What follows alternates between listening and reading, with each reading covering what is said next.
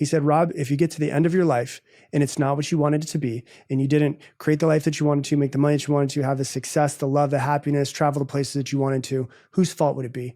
And I said, it'd be my fault. And he said, if you did create the life that you wanted to, had the love, the happiness, the abundance, everything that you wanted, whose fault would that be?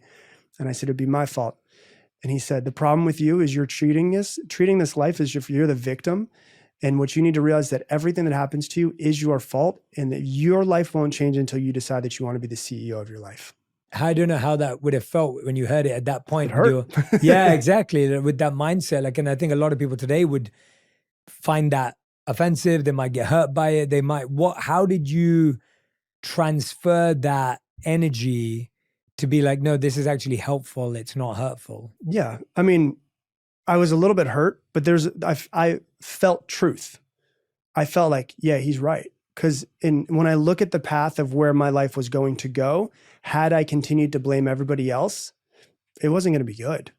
But when I looked at people who I knew who took full ownership of their life, one of my probably my first mentor, without even it being on purpose, was my Uncle Dan, who was an incredibly successful guy, had a bunch of success, but also was incredibly giving, always so loving. And he never blamed anybody else for when his business failed and he brought it back from nothing and rebuilt it. He never blamed anybody else. He was always there for everyone else, but he always took everything as his responsibility.